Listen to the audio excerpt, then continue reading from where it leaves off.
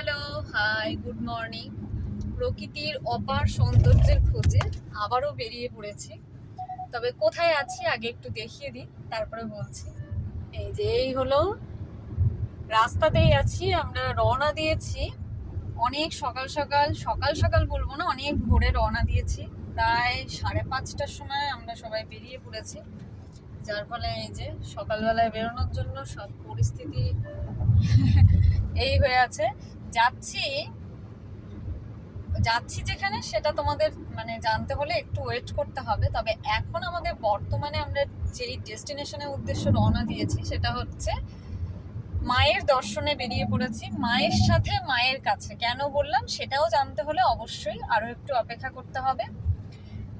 খুব সুন্দর একটা জায়গার উদ্দেশ্যে বেরিয়েছি, আশা করি মানে সেই জায়গার নাম কেউ শোনেননি এরকম হতে পারে না।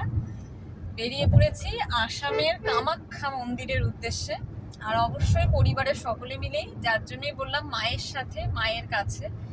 আছে শাশুড়ি মা, আমার মা, আরো আরো মানে দিদি ভাইরা আছে, অনেক ফ্যামিলি আছে। আমি সবটা তুলে ধরবো।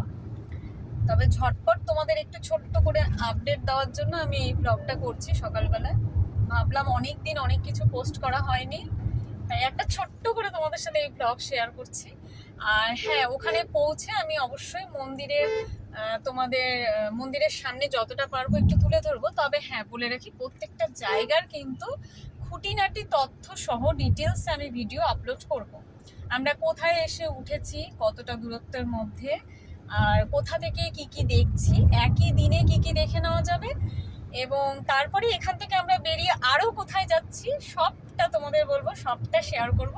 আর তার জন্য ততক্ষণ তোমাদের কিন্তু একটু ধৈর্য ধরে থাকতে হবে আমার সাথে।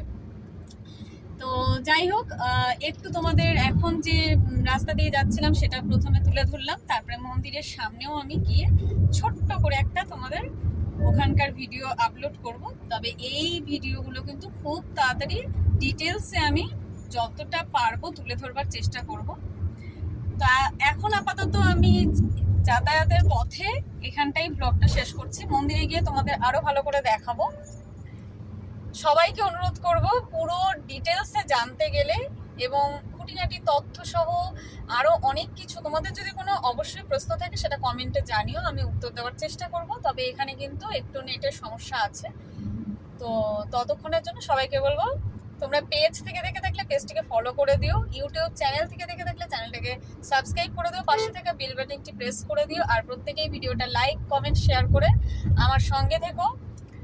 আপাতত চলো, দেখা হচ্ছে মন্দিরে।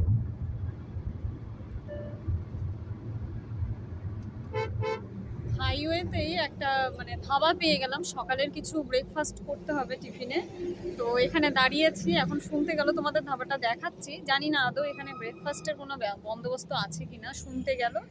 যদি ব্রেকফাস্ট হয়ে থাকে, রেডি থাকে, তাহলে হয়তো এখানটাই ব্রেকফাস্ট সেরে নেব। সেটা তোমাদের সাথে ছোট্ট করে একটু শেয়ার করছি। দেখো ধাবাটা,